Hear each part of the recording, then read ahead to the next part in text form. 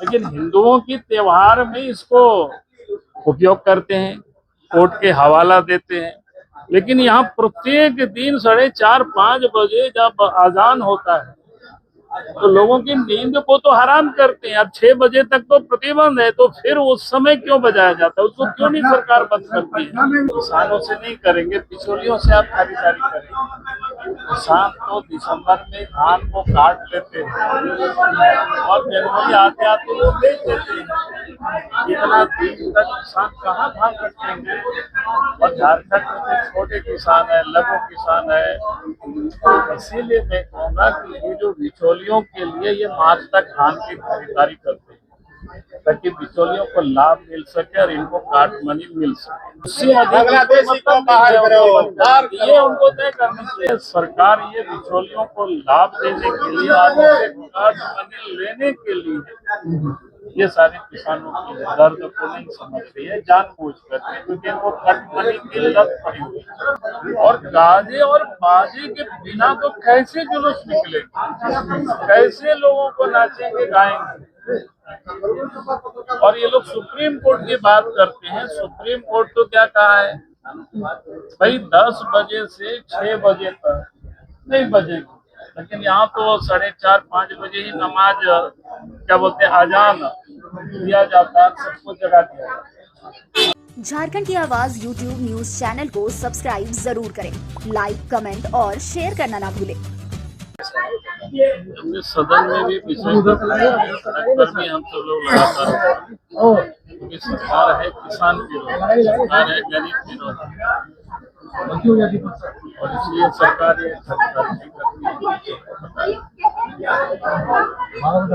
अच्छा, हमने जानबूझकर या आप सरकार के पास में इसमें जगह नहीं है रखने का, इस वजह से? नहीं, वो जानबूझ कर सरकार को पता है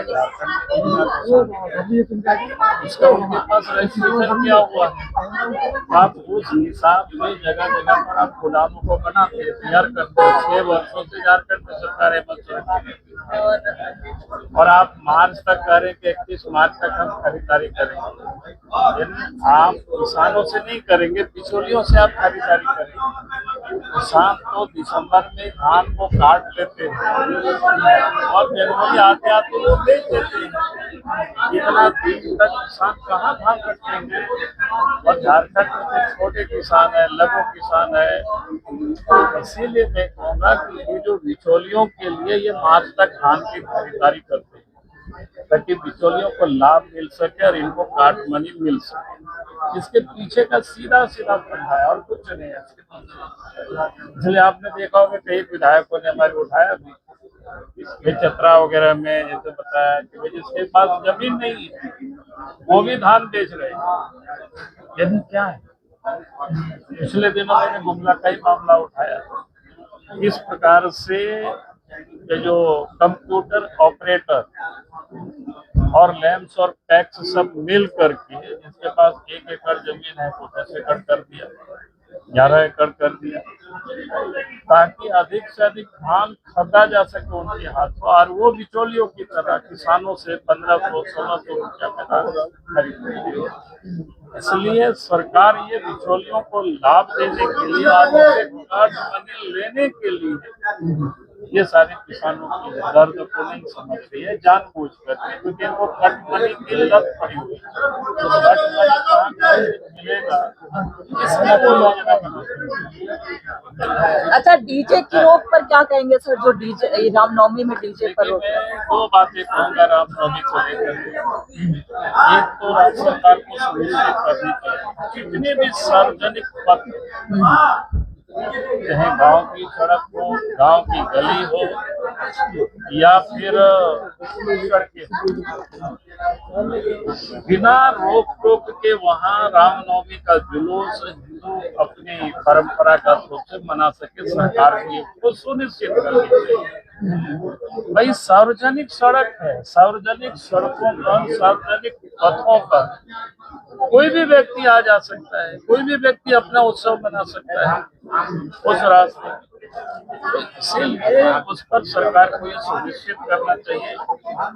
और गाजे और बाजे के बिना तो कैसे जुलूस निकलेगा, कैसे लोगों को नाचेंगे गाएंगे।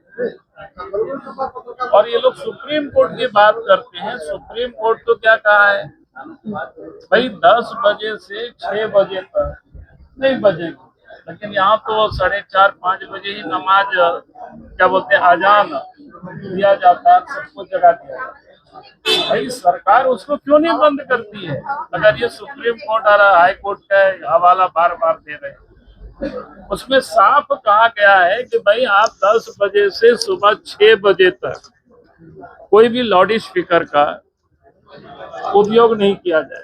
लेकिन हिंदुओं की त्योहार में इसको उपयोग करते हैं, कोर्ट के हवाला देते हैं।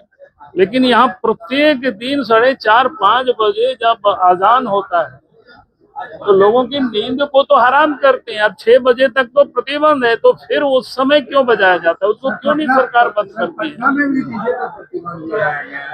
उन्होंने जामताड़ा का उदाहरण दिया है, मंत्री जी ने जामताड़ा का उदाहरण दिया है कि एक व्यक्ति की मौत हो गई थी डीजे बजाने। मैं कह रहा हूँ एक आवाज को वो सीमित कर सकते हैं कि भाई हमें कितनी डिसिबल आवाज होनी चाहिए, लेकिन उससे अधिक बांग्लादेशी को बाहर करो, ये उनको तय करना चाहिए। बांग्लादेशी को बाहर करो, बांग्लादेशी